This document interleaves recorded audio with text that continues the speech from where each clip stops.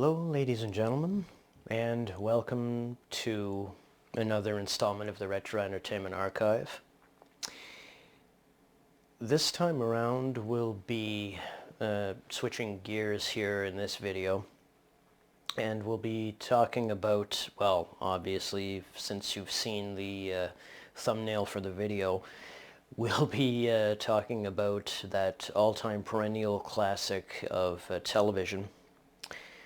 And that would be the Twilight Zone, produced and with a lot of episodes written by the one and only, the great television writer, and that would be Rod Serling himself.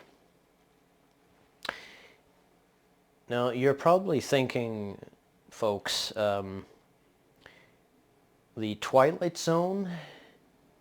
And why would I be interested in that, though, for viewing it in October and especially for Halloween? Well, let me tell you, the Twilight Zone has been known for many a chilling and many a macabre and many a suspenseful and dark-toned episode. There are many that come to mind.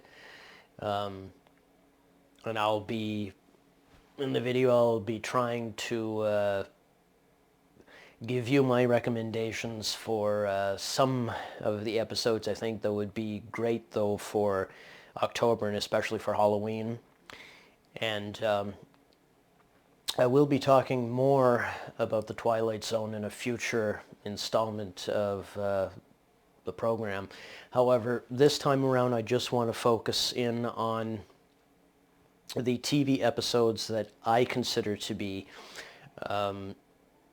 very much chilling and spine-tingling, if you will.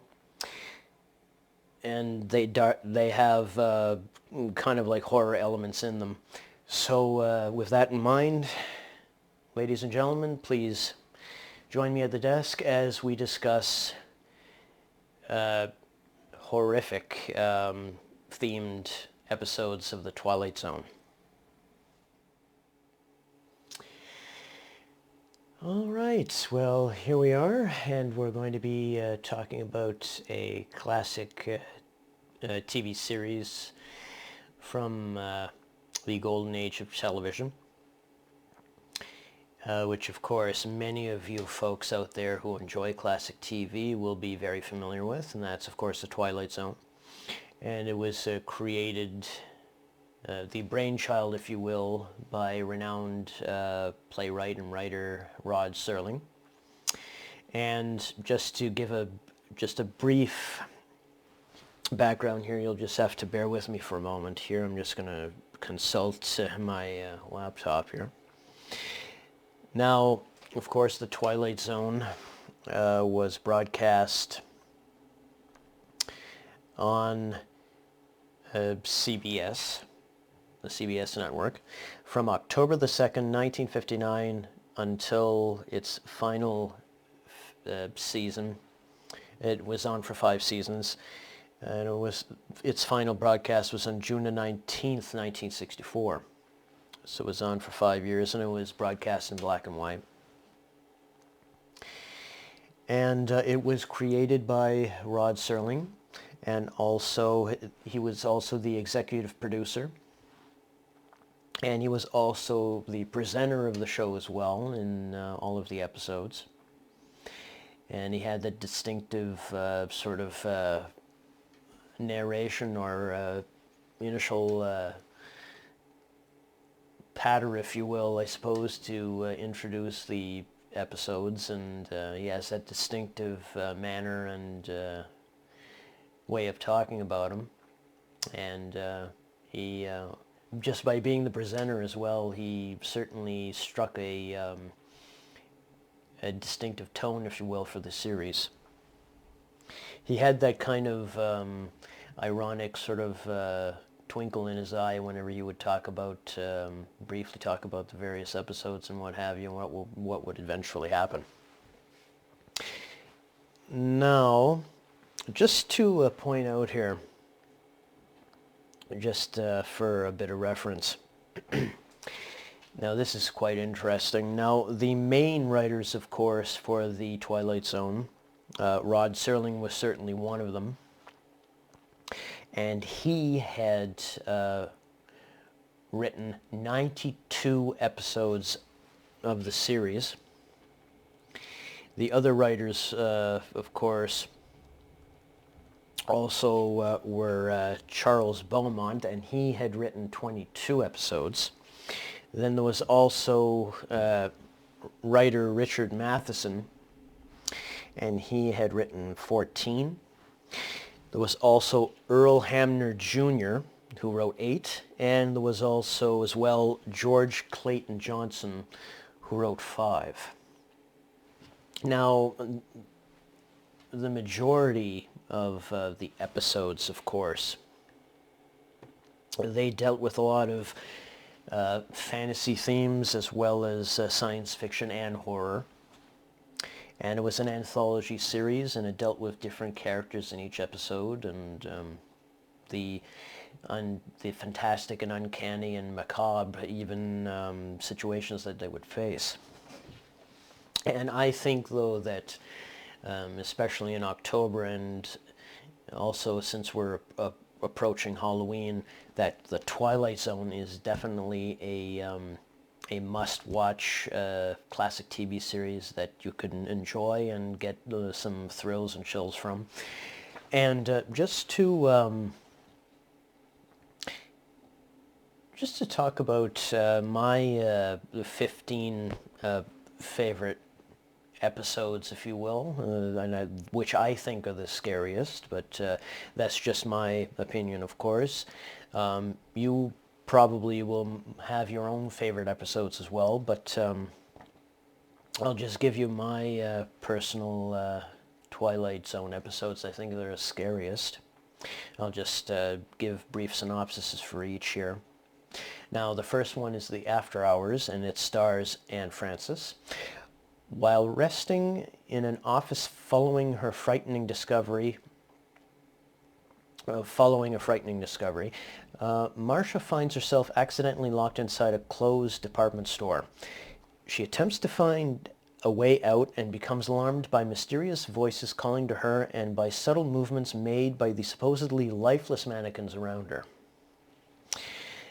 And then the second one on the list is Where Is Everybody? And that stars Earl Holliman. Mike Ferris, an amnesiac in an Air Force jumpsuit, finds himself in a town strangely devoid of people. But despite the emptiness, he has the odd feeling that he's being watched. Then there's number 3, The Dummy, starring Cliff Robertson. Ventriloquist Jerry Etherson is convinced that his dummy Willie is alive and evil. He locks Willie in a trunk and makes plans for a new act with a new dummy. However, he did not clear those plans with Willie first. And then the fourth is The Obsolete Man, starring Burgess Meredith and Fritz Weaver. Now, a trial is being held for Romney Wordsworth, a man who is considered obsolete by the state, as his occupation is that of a librarian, an occupation that is considered obsolete since books are no longer available by edict of the state. Then there's the fifth one, The Midnight Sun, starring Lois Nettleton. 2 women are made to survive in an apartment after a strange phenomenon sets the Earth on a collision course with the sun. The 2 women apparently succumb to heat stroke as the walls begin to melt, but in a surreal twist, the events are revealed to be a dream. The 6th episode, The Howling Man, starring H.M. Wynant and John Carradine.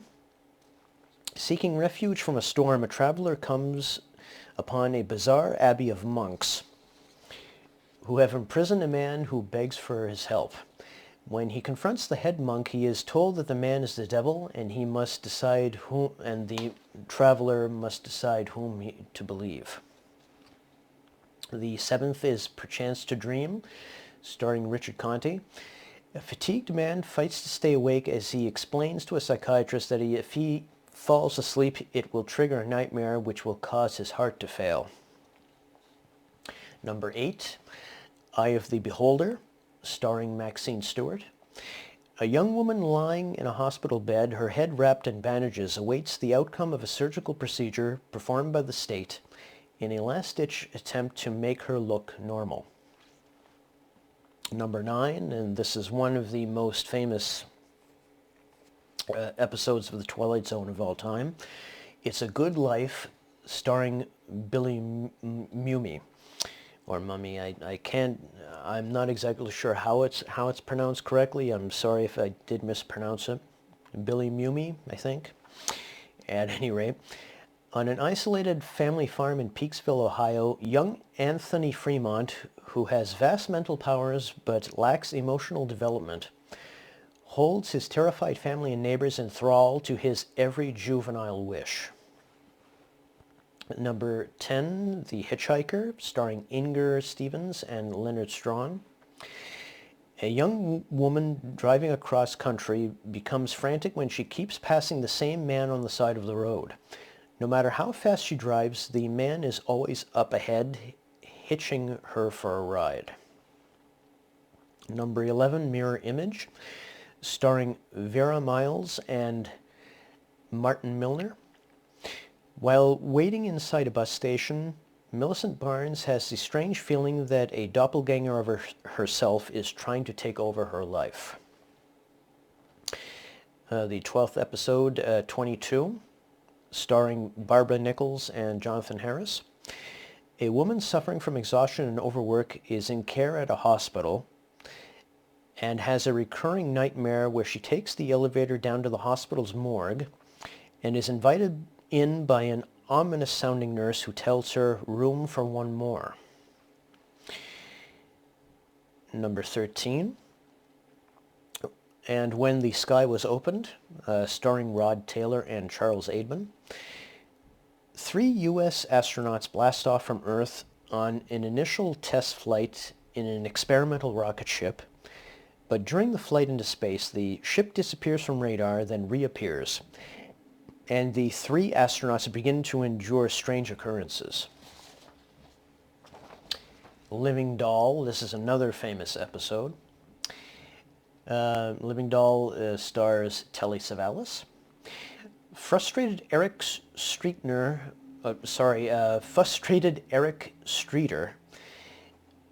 does battle with his stepdaughter Christie's talking doll, Talkie Tina, whose vocabulary includes such unconventional phrases as "I hate you" and "I'm going to kill you." And I think the most famous episode of The Twilight Zone, definitely one that all fans of the show are familiar with. This is Nightmare at 20,000 Feet, and it stars, of course, William Shatner in an unforgettable performance in this episode. A passenger aboard an airplane, newly recovered from a nervous breakdown, becomes convinced that a hideous creature that apparently he alone can see is attempting to sabotage the plane while in flight. So those are my 15 what I would consider to be the scariest and creepiest episodes of The Twilight Zone, and I'm sure that you folks out there have your own lists of scariest episodes from this series, and please, in the comments below, please feel free to put in your comments as to what you believe would be the scariest episodes of all time on The Twilight Zone. I would like to hear from you about that, and if you have any comments as well about the episodes that I featured, then please feel free to do so. I'd like to hear what you have to say. So yes, indeed, The Twilight Zone is definitely an appropriate and very recommended classic TV series for October, and especially for Halloween. So I guess that's it for now, ladies and gentlemen. So until the next video, take care and please check out the Twilight Zone if you have... Oh yes, that reminds me, just before we go here, here is the complete series on Blu-ray, and I'll be providing a link below in the description for those who want to purchase it on Amazon. Definitely worthwhile and definitely worth buying. I definitely recommend it for sure. Always great to have physical media, especially Blu-ray. So that's it for now, ladies and gentlemen. So until the next time, please take care, and so long for now.